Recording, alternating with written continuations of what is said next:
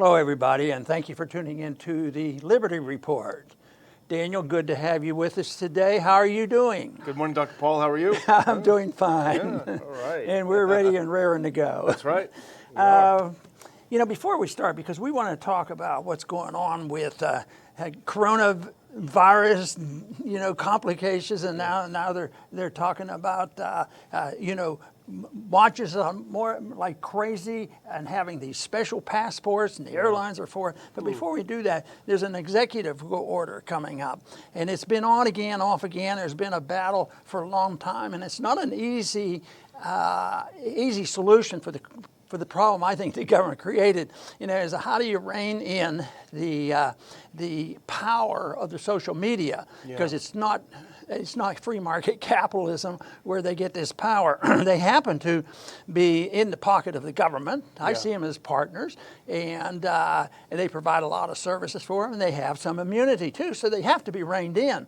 But as soon as you rein it in, then the people who are meticulous, and we look at it this way too, is can they do that without violating the freedom of speech rules of other people? So I don't think there is an easy answer. So I think we should keep an eye on that and maybe talk about it later on. But today we understand that there's going to be an executive order. Yeah, Trump is expected. He said he'll sign an executive order today. There have been some leaked versions of it that talk about how he's going to urge the FCC to re-examine this Section 230 of the 96 Telecommunications Act, which grants immunity to companies like Twitter and Facebook, recognizing them as carriers rather than publishers, and therefore not legally liable for what is put on their platforms. But of course, there is the issue of censorship, and I think that's what Trump's trying to address. There's no easy way out. We're going to try to find some solutions. Hopefully we'll do a show next week.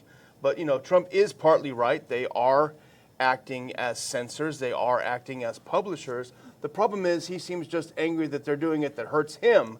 They're slapping labels on his tweets rather than a sort of a broad problem of, as you say, they're too closely tied with government in the South. So it seems to me like we should have separation of state and the media community. And the completely, internet. But there's too much collusion going on already. Anyway, you and I talked about this a little bit and looked at it on Zero Hedge, because it's the ongoing scenario of the complications from the overreaction to the coronavirus. But this headline that Zero Hedge has is your, quote, immunity passport, close quote, future begins to materialize as airlines call for digital ID tracking. Can you believe this? Yes, we can. It's been talked about. We've talked about it a little bit, but now the airlines want it. But the airlines have never been, the perfect example for free markets. I remember they were very much involved in security before 9/11, and it was because of that the airlines became dependent on the government, that and they weren't to resist and really set the stage for 9/11. So they haven't been there, but now they're calling for it. And there's one of their trade groups, IATA, has 299 airline people involved, and they want it. But they want protection, they want money, they want bailouts. So it's once again not part of the free market. So they're very much in bed. Even down to manufacturing. Think of when you get mixed up in airlines and building military aircraft, hauling military around, hauling whatever. I mean, I imagine the airlines, even when they're hauling people around, they're hauling a lot of stuff around for government. So this is something, but this tracking now will be done, and the airlines like it. And that means the government's supposed to take care of it, which I don't think is the right way to go, obviously. But the people that want this, I think that we'll all be safer. But after 9/11. The obsession was with terrorism, and they, instead of pointing out, as I tried my best to do, is point out what's the responsibility of the airline to provide the protection, not the government, because it'll get bureaucratic. And it turned out there has not been one example. I don't think we'll ever see that take over planes like this are terrorists, and yet look at what we lost. The penalty really fell on the American people. We still have the TSA, and it's on, everything, and all we have to do is terrorism. Now it's virus. It's a virus. It's a virus. So viruses are coming. Oh no, your numbers are getting better, but that's just a fluke. It's not that good. It's much worse than you're saying, and you're un-American to say that the people aren't all going to die, from the virus. So, but this is so now they're inviting one more thing, and I can guarantee you, and it probably won't take much to convince you, that what they do will not go away for a long, long time. It'll be a permanent thing, just like, what are the odds of getting rid of the TSA? 0. What are the odds that the TA will become more ruthless, more independent, and more ornery? And you put this together, with the TSA, the trouble with the airlines, and then this thing, for some reason, it looks like they want to totally destroy aircraft transportation. And I don't know. I don't have much desire to make any trips right now. I'd have to see some improvements. Well, here's how we know it'll be permanent, Dr. Paul. It's titled Temporary Biosecurity Measures. Yeah. That's how it is. But just like, as you say, the airlines love the implementation of the TSA because all of a sudden they weren't liable. They offloaded all the responsibility onto the federal government. It was basically like a welfare for them. But this really is globalism at its worst. It's all of these 244 global airlines. International Air Transport Association released this publication, Temporary Measures. And it includes all sorts of onerous things like contact tracing, temperature screening at airports, physical distancing, face covering, being tested for COVID upon entry to the airport. And so this, how I see this, maybe you see it differently, Dr. Paul, but I think they're going to make air travel so miserable that people are going to be clamoring for this immunity passport. The governments are creating the problem. Oh, it's so miserable. I got to get all this poked and prodded to get on a plane. Oh, here comes something really nice and neat. Check this out. Gates and Fauci love this. This is their big deal. So this is what they're going to do, an immunity passport, facial recognition, retina scans, fingerprints, all in it, your entire medical history. And actually, here's one of the companies that's working on it. We have a little clip of this, CovaPass, and this is ominous looking. Here's how it works. As a secure digital health passport, CovaPass links and displays a certified COVID-19 test result to the user's health and immunoresponse using a secure biometric gateway, allowing individuals to return to work and life safely. It's going to be RFID, it's mobile phone, many different ways. But that's interesting, the word work, because I think the airplane is the beginning of this. It's going to be everything. Got to go to church, got to go to work, do your CovaPass. It's like the USSR. Yeah, and this was introduced, like I said, hysteria, which much of that was a serious concern on the terrorism thing. But the opening up the door and doing things that aren't related. They tested the TSA and they flunked every test ever. Everything, yeah. Every time they planted something to see if they catch it, they never caught anything. So it's totally useless. But there's a lot of good jobs out there, and they're still working. And once they deal with infections, then they have to deal with all infections. So they have to have the total medical record, and to get this immunity pass, that will be in it. Bill Gates must be having a great time. He might be saying, "See, I'm just a little old guy here with a couple bucks, and we're winning this. All these zombies, they just go along with anything we suggest." All he has to do is hire a guy like Fauci. Yeah. But also, the other thing that always happens with this is if they can know about our social history and our medical history, what about our political history? Yeah. That's going to be tagged in there. I mean, who knows? They might even resent libertarians. They might say, what are you guys doing? You don't belong here. So this is really a dangerous thing. And right now, I think the momentum is against us for this, and you described it so well. Just get it over with and let us go over. You mean I have the ticket? I can just get on the airplane. Oh, I just give them a little bit about my medical history, and that's important. We don't want people coming in this country that's sick, this sort of thing. So all of a sudden, make me safe, make me secure, make sure I have a safety net, and government is a wonderful thing to have until the facts will prove that governments aren't very smart as a group, and they usually fail in what they do, whether it's a war overseas or a war against the American people or a war against a virus. They always fail. Yeah. But they always succeed. Some people argue with me, no, they're getting what they want. And some of these people are Marxists, and some people want to have the control. And if they can create this chaos, then they're quite pleased, because that's their opportunity. Fear, and there's a lot of fear even today, even with the statistics falling in our direction. Showing that this may be 80% over.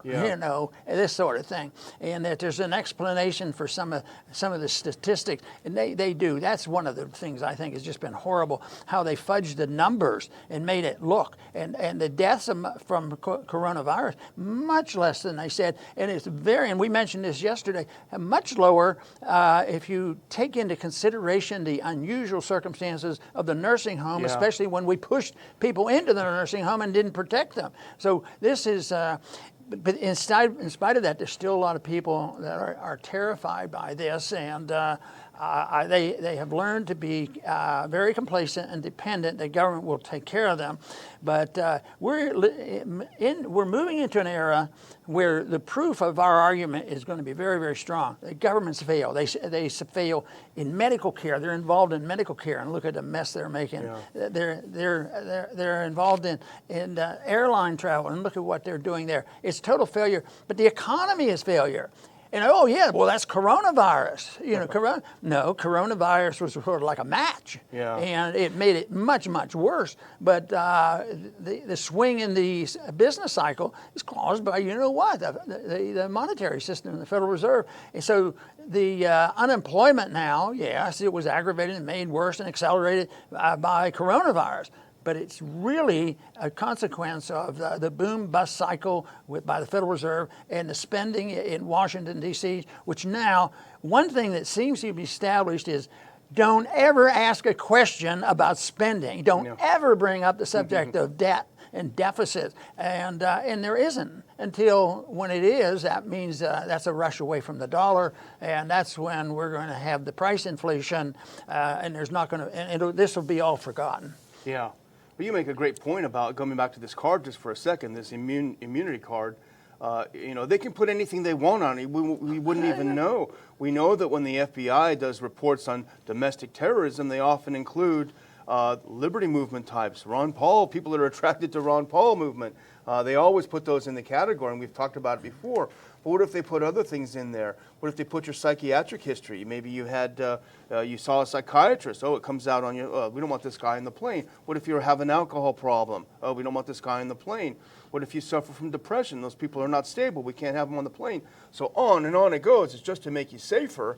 And it is enough to actually make you depressed to think about this, which is really when we're moving into our next subject, which we even have a little thing here, Dr. Paul. Coronavirus survey, one third of U.S. adults have symptoms of depression or anxiety. This is a new study of Americans' mental health in the coronavirus era. People are feeling very sick mentally. And we've already talked about this on the program, and it's in the news, that there's a lot more suicide. I think in the last month there was as much as, last couple of weeks, as much suicide threats as there was in the past whole year. The whole year in California, so there's an epidemic. There's an epidemic of suicide. And it's understandable. And, there is the fear that has been built up artificially over the virus, is one thing. And people do die when there's mistakes made. These collective mistakes like prohibition, you can't use the medications that are available, and get involved in these things. And that is all made much, much worse by doing this. And The other thing is I believe from the people that I talk with who really get down in the dumps are the ones who they're having trouble paying their bills and sending their kids to school. You know, before any of this came up, the stock market or coronavirus, there was a statement that, you know, only half the people have a couple $1,000 enough for a month, you know, live on. It wasn't because they didn't believe in savings. Prices, you know, costs were going up, and it was difficult to do this. But now these same people that didn't have much to start, yes, things have been tided over with a couple checks from the government, but they're either some lost their jobs or will lose their jobs, and they're frightened and a historic increase in unemployment. Yeah. I tell you what, if you have any sense of self-responsibility, you're going to be just miserable. You're going to be anxious and depressed over this. So the atmosphere here is not the natural fact that we live in a country where there's a lot of natural anxiety and depression, but some of this stuff happened in the Soviet Union too. Yeah. They had a lot of psychiatric diseases and alcoholism and everything else, and we're opioids and this sort of thing. Part of this atmosphere, and I put a lot of blame on the association between people who are supposed to be free and the obsession of the power, the people who want power in Washington, the authoritarians, because they love this type of atmosphere. Because what we're talking about, they're getting more authority. So they're going to probably, now there's a crisis now with too much anxiety and depression. Well, we need to do something about that, but they won't correct the problem. Yeah, and it's, you know, the mainstream media, and I looked at several articles about this. It was a study of survey of 40,000 Americans done in mid-May. 34.4 reported depression and anxiety. In some states, it was actually over 40%. Ironically, or not ironically at all, that these were the heaviest lockdown states that had the worst depression. But, you know, of course, the mainstream media blames it on the virus. Oh, fear of the virus. That's what's got everyone upset and depressed. But they'll never admit it was a fear of a government response to the virus. It was depression by the government forcing you to stay home, forcing you not to go out. Look at all the people, Dr. Paul, I'm sure you've seen, they couldn't even visit grandma in the nursing home because of shutdown, lockdown, and this happened over and over in the country, and now we're facing the possibility of food shortages and people losing their jobs. It's all a result of government action, overreaction to the virus, but they'll never admit that. No, and it fits into the scenario what's happening up in Minnesota, where the governor said no elective procedures. Yeah. Well, sometimes an elective procedure, they labeled it that. Now, the individual that did that, they were recognizing that it was a mistake, and they admitted it was a mistake. And we misused the word elective. We should have never used that because it sounded like it was unnecessary. Turns out that a lot of that was necessary, and now the consequences are there. People are suffering the fact that they got 2 to 3, 4 months. And I personally know people like that. They got way behind on their cancer follows up, cancer testing, getting their x-rays done, and at the same time, the hospital beds became empty. You know, the big medical center, Mayo Clinic in Minnesota, they had to lay off a lot of people, so their wages went down. This is unbelievable. $1.4 billion of decrease in wages because of this overreaction, and it's all the consequence. You know, it makes me think about what Mises would argue. He says, when you do something, he didn't use these words, something stupid, and you shouldn't do it, it's going to take 2 or 3 more things to correct it. So instead of it, and it doesn't solve the problem, so you just add on to more problems. That's typically what happened. Then they started rationing things, and more people got sick. Oh, well, we need to send them more money, and it just goes on and on. They have no trust, no understanding about what liberty is all about, and therefore they more or less have given up on it. But it's incessant.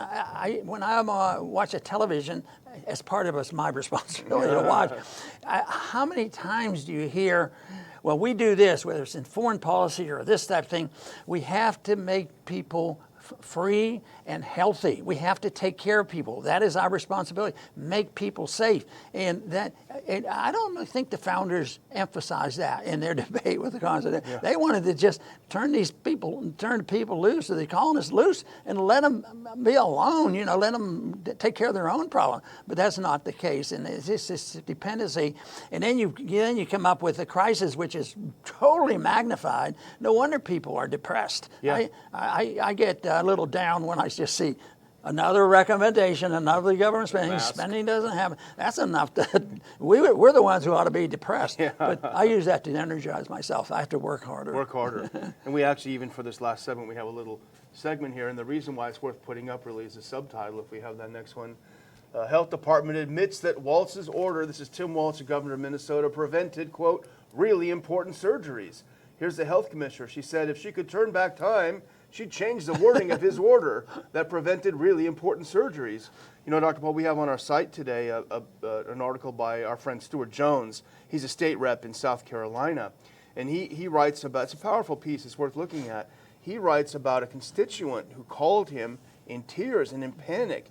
His wife was dying. She's on an IV drip. She desperately needs medical care. And the hospital won't take her because they had to clear the way for the corona patients that never showed up. So it's has happened across the country. As you say, we know people very close that it's affected. And here we have Tim Walz kicking people out of the hospital.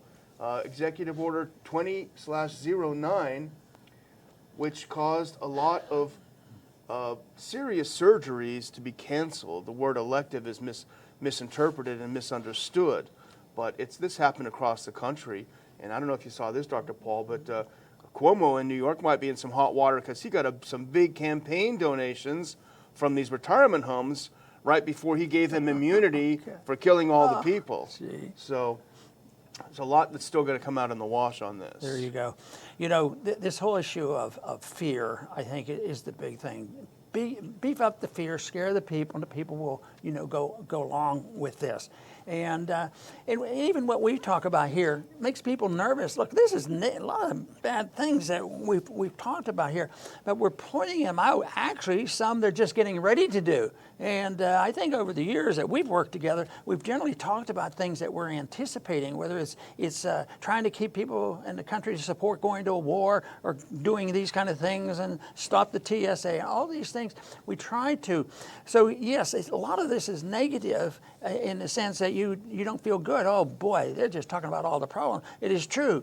But we also talk about the important answer to this. And it isn't in founding government. People have to assume responsibility for themselves. And to me, the other reason to be optimistic is the evidence is out there, the proof that they are total failures in what they're doing in foreign policy, monetary policy, and how to take care of a virus, which was very dangerous, turning it over to government bureaucrats and forgetting about the association of medicine and health between doctor and patient. What happened to the doctor-patient relationship? We have to go through Gauci and Bill Gates in order to get the medications we need, and they empty the hospitals instead of taking care of them.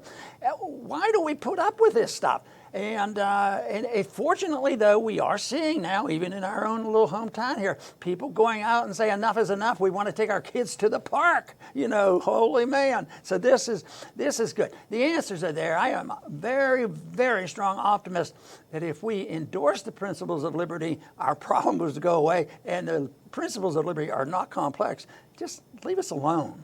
And the incentives will build. You mean I have to go to work today? Yeah. No, I'm going to wait for my check. No, the incentive is assuming responsibility, and there would be a lot more prosperity. There would be no inflation. Everybody would have to take a job. And they would, because they wouldn't be getting a check. So, and then there'd be, and American people are very charitable. There would be more charity, there'd be more money in their pockets instead of sending it to the government. So there's so many arguments on the benefit of liberty. And the one that I like the best is bringing people together, liberals, conservatives, moderates, and libertarians, to bring people together on the things that they agree with, because most people want to do their thing.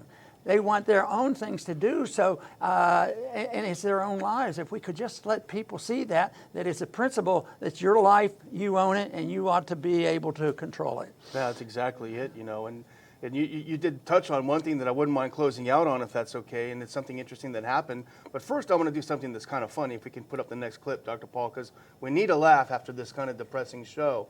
But this is a tweet that someone put out, Nick Rizzuto. New York City is allowing you to hang out at the beaches, but not swim. California is allowing you to swim, but not hang out at the beaches. Both claim science is guiding their policies. I thought that was kind of a good one. But we did have a little action here. There's a group that's formed in Brazoria County. They're called the Park Patriots, and they're going around to these parks that are closed down. We talked about it last week, and they're taking down the tape, and they're challenging the officials. What is the law? What is the basis for you closing this park? We have a couple of pictures because right after we did our show yesterday, I went out to Angleton where they had a little demonstration. If we could start putting, there's a couple of them. Here's how they started.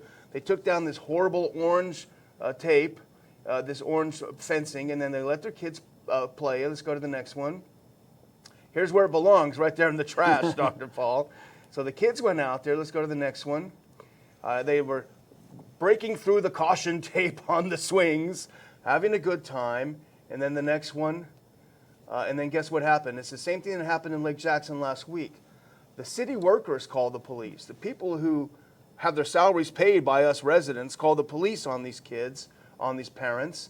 And the police showed up, and it was fascinating because just like in Lake Jackson, they knew their rights, and they knew what they were standing for, and they questioned the police. He came in there very strong and very heavy.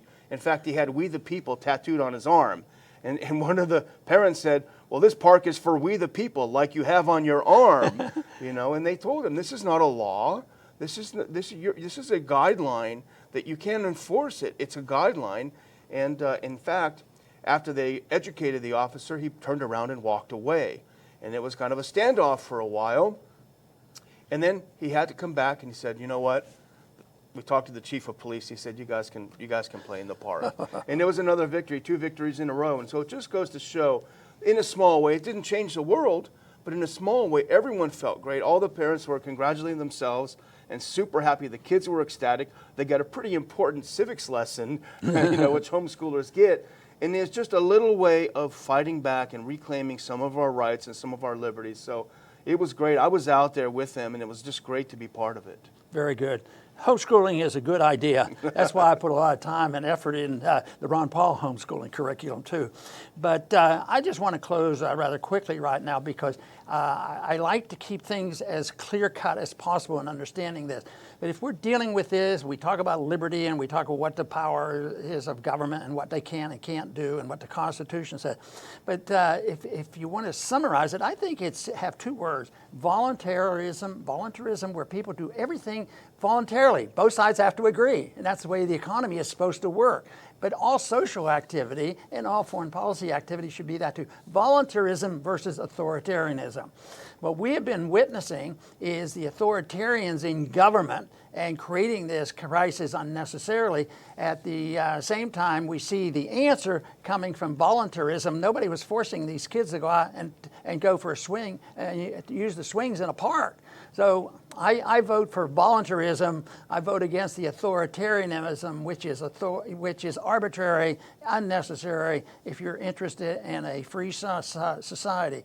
And what we should understand is that if you want peace and prosperity, that's where you'll find your answer. I want to thank everybody for tuning in today to the Liberty Report. Please come back soon.